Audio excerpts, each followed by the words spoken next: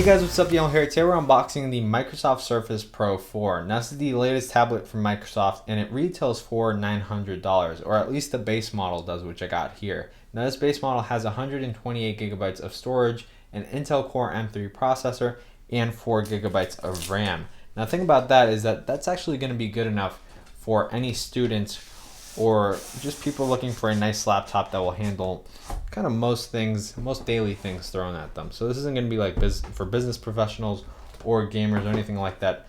It's going to be for, average people and people like me looking for a laptop for school.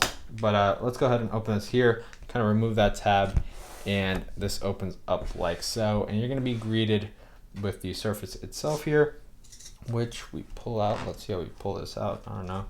There's like no tab on here. Oh, okay, I couldn't see that. Whoops. Here we go.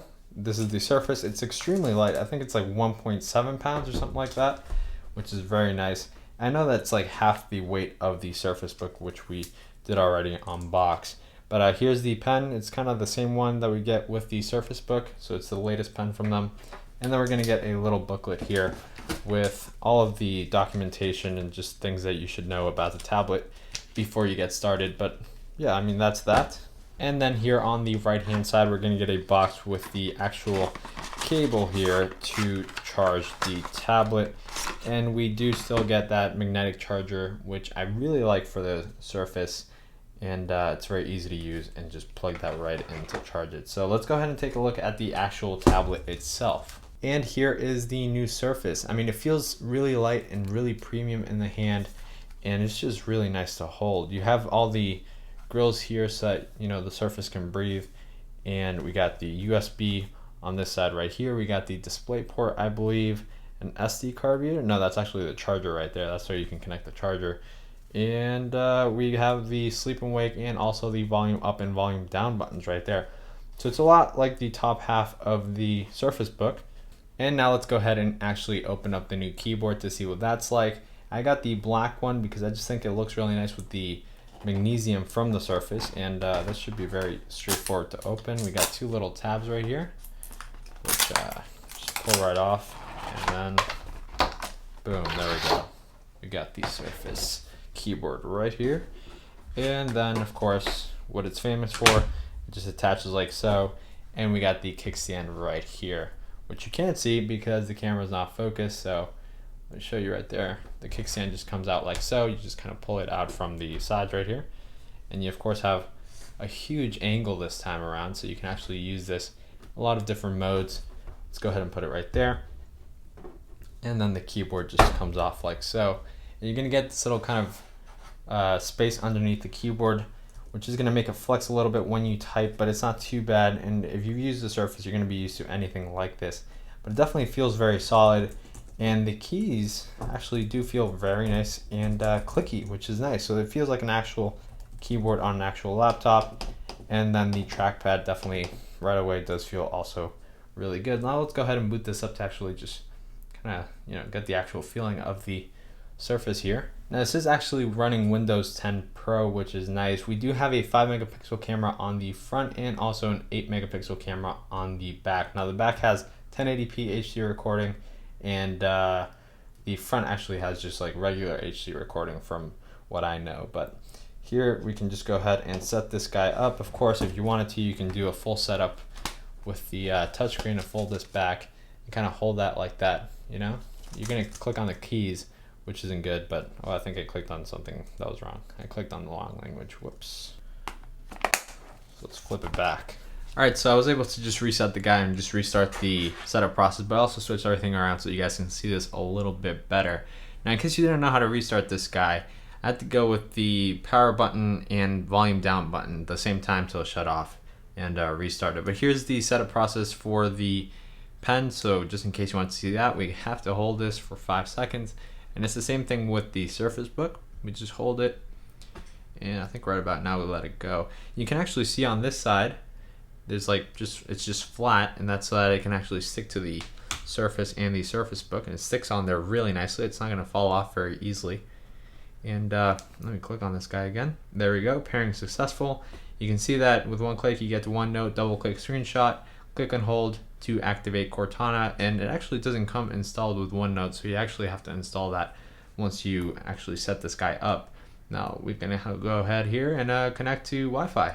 All right, we're gonna go ahead and use Express settings here, and it's gonna go ahead and check for updates, and then it's gonna ask me to like make a PIN and sign into my Outlook. So I'm gonna go ahead and do all those things. All right guys, so I've gone ahead and set up the Surface here so you guys can kind of see it in its full glory. So of course we have the Surface Pen right here, which just magnetically attaches there. We can actually click this once and it's gonna launch OneNote, which is very nice. We can just go ahead and full screen this. And let's say we don't want to use the keyboard anymore, so we can just lift this guy up from here and put it to one side, and then we can take the stand here and open it up. You kind of got to use two hands for this one right here, and then you pull it out like so, and then you got your note-taking device right here. And you of course have really good palm rejection on these guys, so anything you kind of go ahead and draw, it's going to draw it very nicely, so you're not going to have any problems. And if you like to draw and do handheld notes, and this is going to work very well. You of course are going to still get that kind of you can't move your hand through the screen because your hand kind of just like sticks to the screen, so that's not great. But if you can look past that, then you're going to get some really nice notes and designs and things. So that's kind of cool, and I've always really found it kind of fun to kind of be able to draw on your computer and then have your tablet ready to go. This kind of weird hybrid. I've always thought Surface has been really good at that, and it's kind of like the best in the market right now. It's very simple to use. You're done with this, you're done with that, you close it up, and then you can put this guy in your backpack or in your messenger bag, whatever, and you got that protector right there, and it looks really good. It's definitely really light. It's definitely a lot lighter than I expected it to be. I believe it's heavier than the Surface 3, but then again, it's a lot more powerful too. You got the camera back here, you got a USB port right there, the charger right here, and a mini display port, I believe that is right there. And there's nothing on this side except for the headphone jack right there. So that's pretty much what to expect here. And as I did mention, you got the lock and the volume up and volume down right on top of the tablet. But yeah, everything looks good, everything works very well. And yeah, so I'm actually really excited. I'm going to use this more, I'm going to try it out, I'm going to compare it a little bit more to the Surface Book, which we got right here. You can kind of see the size difference here, which is insane how much bigger the Surface Book is to the Surface Pro 4. So if you're looking for a small portable device, the Surface Book right away is definitely not the way to go.